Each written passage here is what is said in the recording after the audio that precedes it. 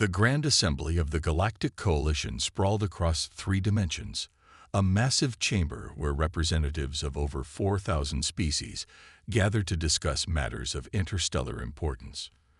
Today's session was different. The usual drowsy atmosphere of bureaucratic deliberation had been replaced by an electric tension that made appendages tremble and sensory organs twitch. High Counselor Viri, a being whose crystalline form sparkled with anxiety, addressed the assembly. "We have confirmed a discovery that challenges everything we believed about civilization's origins. We have found a species that evolved from predators." The chamber erupted in a cacophony of distressed sounds: clicking mandibles, vibrating membranes, and whistling air sacs. For millennia, the Galactic Coalition had operated on one fundamental truth: all spacefaring species evolved from prey animals. It was considered the foundation of civilization itself.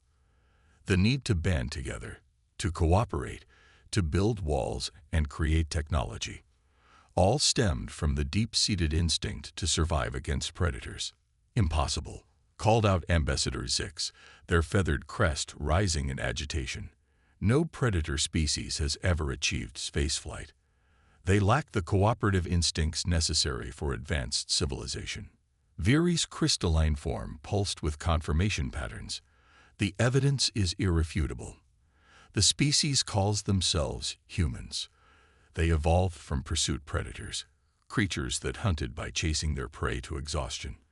Their entire physiology bears the marks of this heritage: forward-facing eyes, endurance-optimized bodies, and most tellingly, their behavioral patterns." The Assembly's xenobiologists projected a holographic display showing human hunting techniques from throughout their history. The images showed humans tracking prey across vast distances, using tools to bring down larger animals, and most disturbingly, working together in coordinated hunting parties. "But they have cities," protested Representative Moore, their leaf-like appendages trembling. "They build ships that sail their oceans and craft that explore their solar system. These are not the actions of predators. That's what makes them unique," Viri continued. "They retain their predatory instincts while developing cooperative social structures. They channel their hunting instincts into what they call innovation and exploration. They actively seek out the unknown, pursuing it like prey." The Assembly watched footage of human space programs, where other species had developed spaceflight as a means of defense or necessity.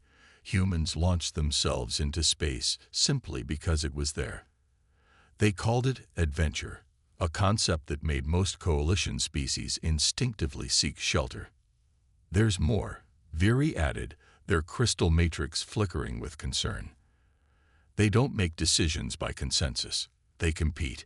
They have multiple governments, multiple economic systems, all operating simultaneously. They call it diversity and claim it makes them stronger."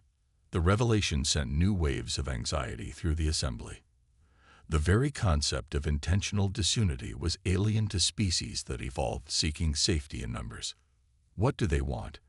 asked Ambassador Zix, voicing the fear everyone felt. "They want to join the coalition," Viri answered. "They've detected our observation platforms and sent a message. They're eager to meet other intelligent life. They call it making friends. Apparently, they can form cooperative bonds, even with species they could theoretically hunt." The Assembly fell into shocked silence. The concept was almost impossible to process. Predators who built starships, hunters who wanted to make friends, competitors who cooperated. "We must decide how to respond," Viri concluded. "They will achieve independent interstellar travel within decades. We can either welcome them now, under controlled conditions, or wait until they find us on their own terms." The Assembly buzzed with nervous energy. Every instinct told them to hide, to run, to protect themselves from these pursuing predators. But there was another emotion beginning to surface: curiosity. If humans could transform their predatory nature into a force for exploration and innovation, what else might they be capable of? Ambassador Zix rose again. Perhaps this is why we've never successfully dealt with the pirates in the Outer Rim. We've always tried to defend, to hide, to outlast them. But these humans, they would hunt them. The idea spread through the assembly like a wave. A species of hunters who chose to protect rather than prey upon others. A civilization of predators who used their instincts to create rather than destroy. Viri's crystalline form sparkled with decision patterns. I propose we establish first contact. But we must be careful. We're not dealing with a species that evolved to run and hide. We're dealing with a species that evolved to never give up, never stop pursuing their goal. If we want them as allies, we must understand this fundamental difference. The assembly began their voting process, each member wrestling with instincts honed by millions of years of evolution. For the first time in coalition history, they would deliberately invite predators into their midst. The question was, would humanity's predatory heritage prove to be the greatest threat the coalition had ever faced, or its greatest opportunity?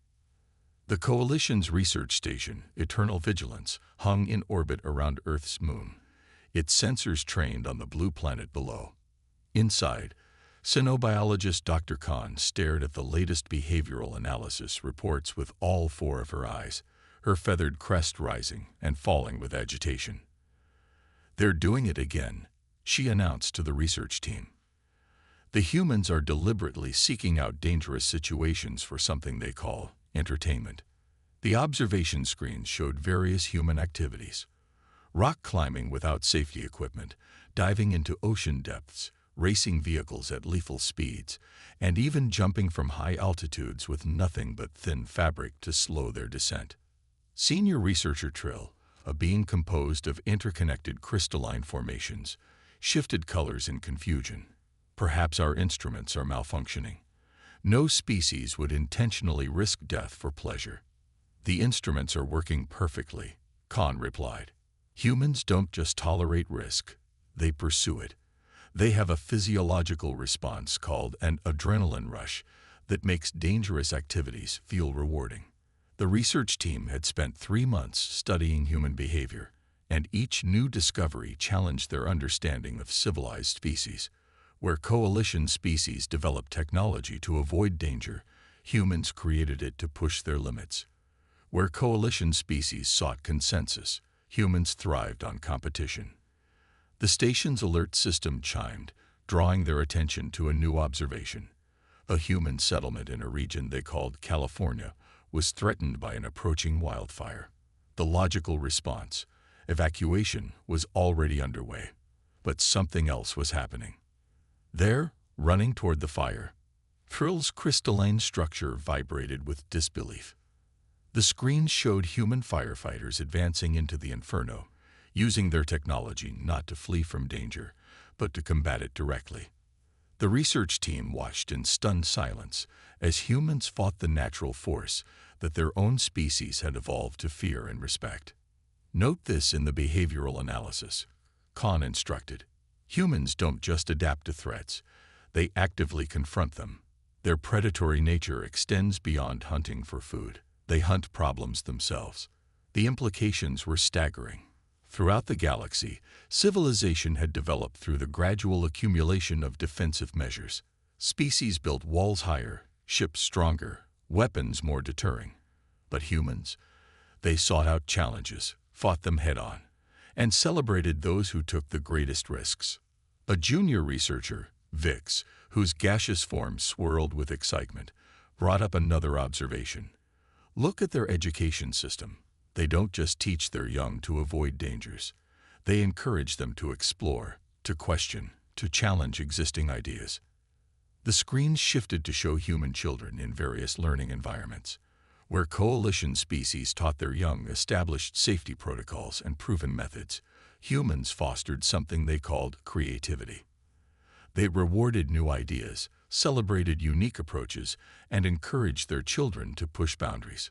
Their predatory heritage shows even in how they solve problems. Khan noted, "They don't wait for solutions to present themselves. They hunt for answers. They chase down ideas like their ancestors chased prey across vast plains." The research team compiled their findings into a report for the Coalition Council. The conclusion was both fascinating and terrifying. Humanity's predatory nature hadn't been suppressed by civilization. It had been transformed.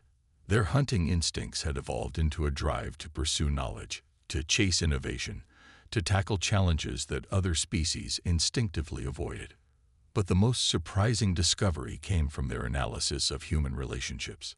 Despite their predatory nature, humans showed remarkable capacity for empathy, not just within their own species, but toward others. They rescued injured animals, protected weaker creatures, and seemed genuinely distressed by the suffering of others. They're not just predators, Khan realized, making a final entry in the report. They're protectors. They've turned their hunting instincts into a drive to pursue better futures, not just for themselves, but for others. As the research team prepared to send their findings to the Coalition Council, a new alert caught their attention. Their sensors had detected human ships moving beyond their solar system's edge. The species wasn't waiting for an invitation to join Galactic society. They were actively pursuing it. Recommend immediate diplomatic contact, Khan dictated. The humans will find us eventually. Their entire history is a story of finding what they seek. Better to meet them on our terms than wait for them to track us down. The research station's transmitter hummed as it sent the report through subspace. The Coalition would have to decide quickly. Humanity's predatory drive to explore, to discover, to push beyond known boundaries meant they would soon be capable of independent interstellar travel. The galaxy was about to meet something it had never encountered before. A species that didn't evolve to hide from predators, but to become something more than just hunters.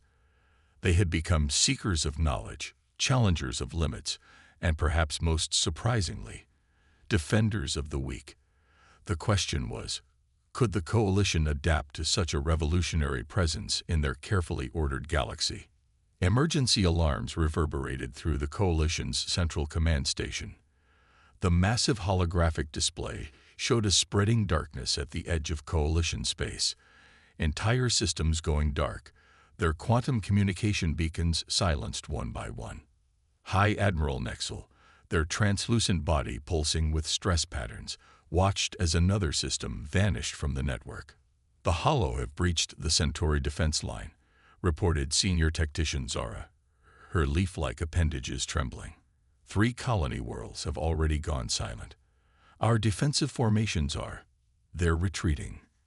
The Hollow, massive void-dwelling entities that consumed energy in all its forms, had emerged from deep space 6 months ago. They weren't aggressive in the traditional sense.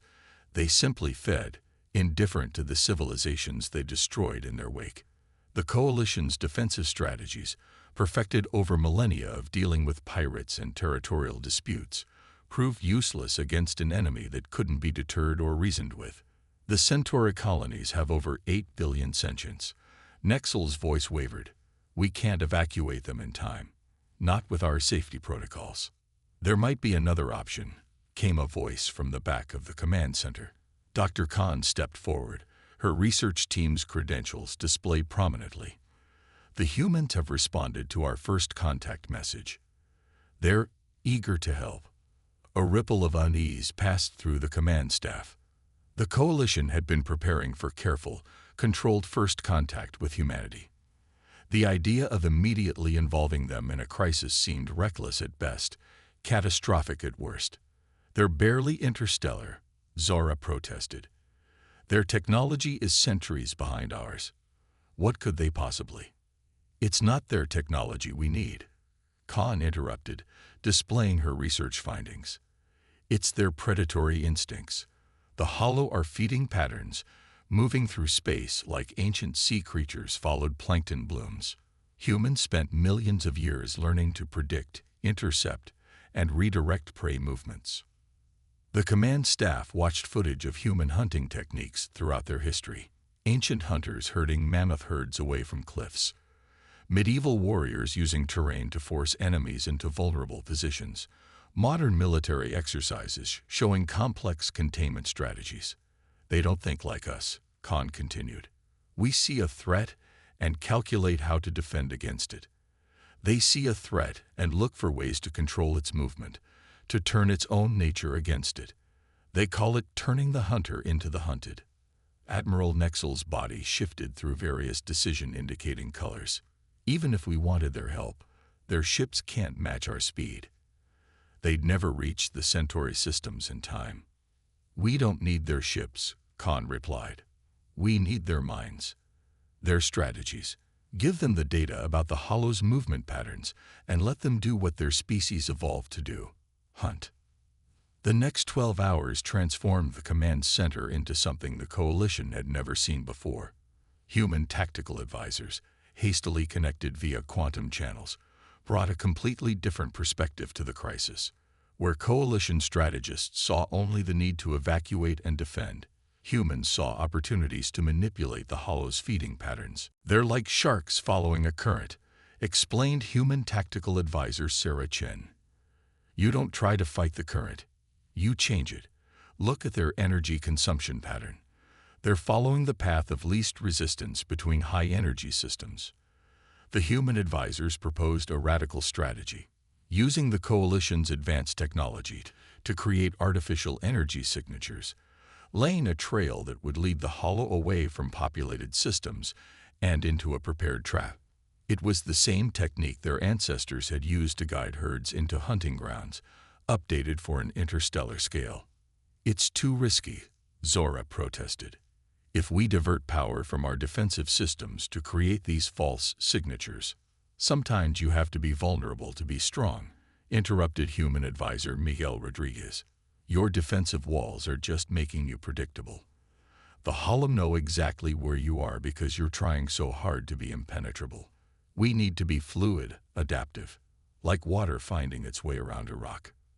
The Coalition command staff watched in mixed terror and amazement as the humans coordinated a complex dance of energy signatures, using the very void ships meant for defense as bait to draw the Hollow along a carefully planned route. It went against every instinct the Coalition species possessed, deliberately attracting a predator's attention, appearing vulnerable to gain an advantage. But it worked. The Hollow, drawn by the carefully orchestrated pattern of energy signatures, began to alter their course. Degree by degree, they turned away from the populated systems, following what they perceived as an easier path to sustenance. The Coalition's most advanced ships waited in the void between systems, ready to spring a trap that would use the Hollow's own energy consumption against them. As the operation unfolded, Admiral Nexel turned to Dr. Khan. We've spent millennia believing that our prey instincts, our caution, our defensive nature, were the key to civilization. But perhaps the galaxy needs predators too. Not to hunt the weak, but to protect them. To understand how to fight in ways we never could. The battle for the Centauri systems wasn't over, but something fundamental had shifted in the relationship between humanity and the Coalition. The predator-evolved species had proven that their hunting instincts, tempered by civilization and guided by compassion, might be exactly what the galaxy needed to face threats that couldn't be defeated by hiding behind walls. 1 year after the Centauri crisis, the Coalition's Grand Assembly chamber had changed. Among the thousands of representatives from prey-evolved species sat a small delegation of humans, their very presence a symbol of how much the galaxy had transformed. Ambassador Sarah Chen, the first human representative to the Coalition, stood before the assembly. Behind her, holographic displays showed scenes from dozens of worlds where human advisors now worked alongside Coalition species, not as conquerors or threats, but as protectors. On Proxima III, she gestured to one display. Our tracking specialists helped locate smugglers preying on refugee ships. On Tau Ceti, human deep-sea expertise aided in establishing underwater colonies. In the Sirius sector, our emergency response teams taught Coalition forces how to fight natural disasters instead of fleeing from them. The assembly watched in fascination. Where they once saw only dangerous predators, they now saw something unprecedented. Hunters who used their instincts to protect rather than harm. But most importantly, Sarah continued, we've learned from you. Your caution balances our recklessness. Your unity tempers our competitiveness. Your patience counteracts our aggression. Together, We're becoming something neither of us could be alone. The displays shifted to show joint human coalition projects, research stations where human intuition combined with coalition thoroughness led to breakthrough discoveries, defense forces where human tactical aggression merged with coalition technological precision, emergency response teams where human courage complemented coalition planning. High Counselor Viri, their crystalline form glowing with approval patterns, addressed the assembly. The humans have shown us that predatory instincts, when guided by compassion and intelligence, can become a force for protection. They hunt threats instead of prey. They pursue solutions instead of victims. The evidence was undeniable. Crime rates in human-protected sectors had plummeted. Pirates and raiders avoided systems where human ships patrolled. Even natural disasters seemed less devastating when faced with humanity's refusal to accept defeat. But it wasn't just about protection. Humans had brought something else to the coalition: a drive to explore, to push boundaries, to seek out challenges instead of avoiding them. Their predatory instinct to pursue had become a quest for knowledge, for advancement, for understanding. We've begun incorporating human training methods into our education systems, reported Education Director Mira, her feathered crest rippling with excitement, teaching our young to face challenges instead of just avoiding them. The results have been remarkable. The displays showed coalition children learning to problem-solve actively rather than passively, to seek solutions rather than wait for danger to pass.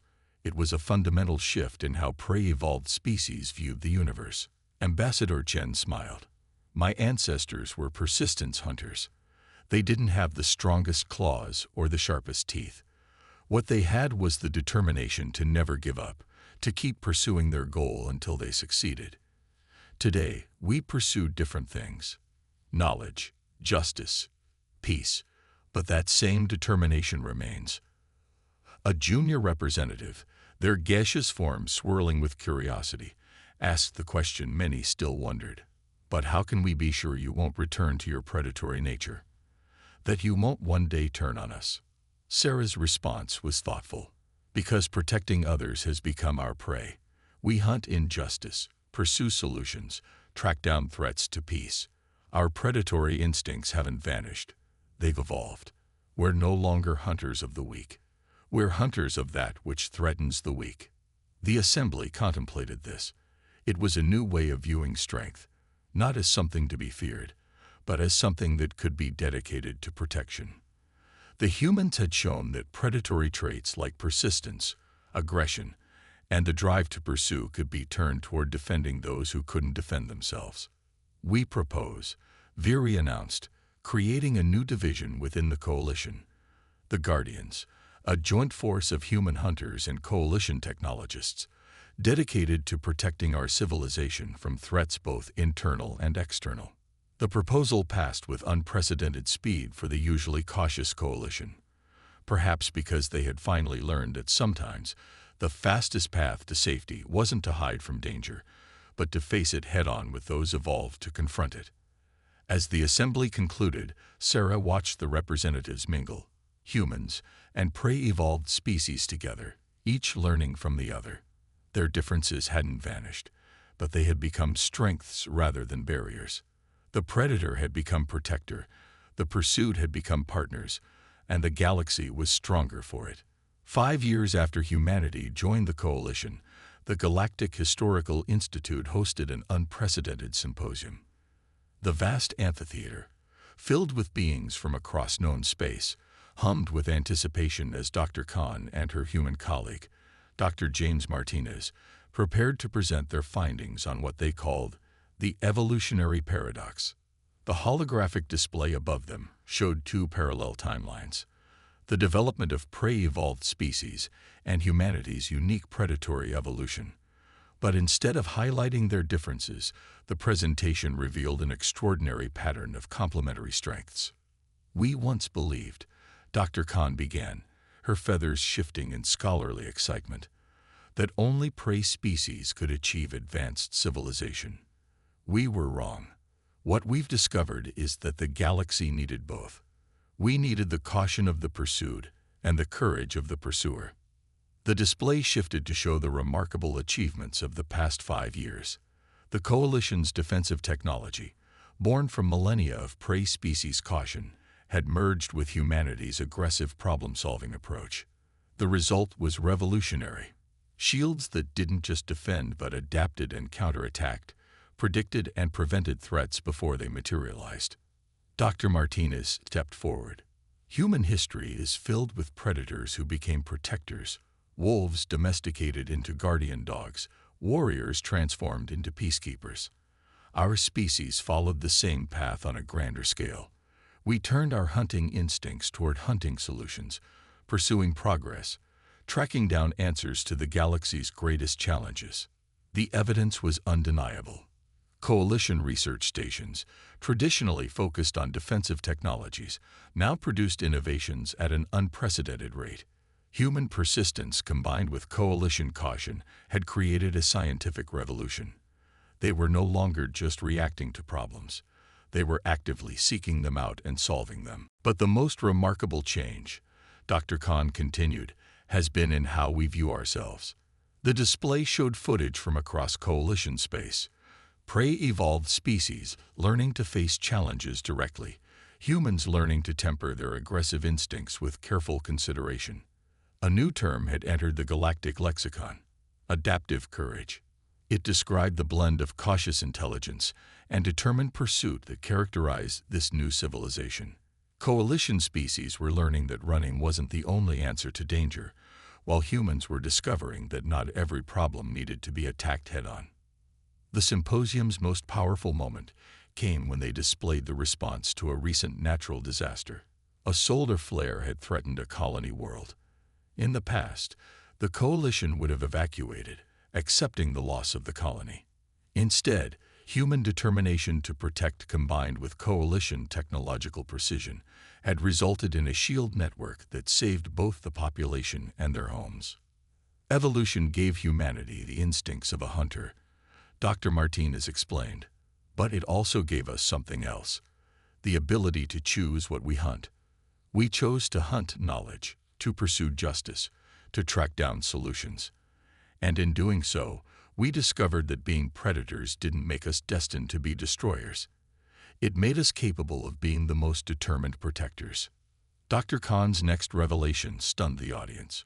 We've discovered that prey species are beginning to show subtle genetic changes, not in their physical form, but in their stress responses. Proximity to human protectors has begun to alter their fight-or-flight responses. They're learning to stand and solve rather than run and hide. The implications were staggering. Evolution hadn't made a mistake in creating both predator and prey species. It had created the potential for something greater, a civilization that combined the best of both instincts: the caution to recognize danger and the courage to face it, the wisdom to know when to defend and when to attack, the strength to protect and the compassion to use that strength wisely. We are witnessing, Dr. Khan concluded, the birth of a new kind of civilization. Not one built on running from dangers, nor one built on pursuing prey, but one dedicated to pursuing a better future for all species. As the symposium concluded, the assembled beings witnessed something their ancestors would have thought impossible: predator and prey species working together not just as allies, but as partners in the great project of advancing civilization. In the end, humanity's predatory nature hadn't been a curse to be feared or a threat to be contained. It had been evolution's gift to the galaxy, the missing piece needed to transform a civilization built on hiding from threats into one capable of overcoming them. The hunters had become guardians, the pursued had become pioneers, and together they were creating something greater than either could have achieved alone. The galaxy had learned that true strength didn't lie in the ability to hunt or the instinct to hide, but in the wisdom to know when to do each and the courage to choose a different path entirely when needed. It was the beginning of a new era, where the gifts of both predator and prey would guide their civilization toward a future brighter than any species could have imagined alone.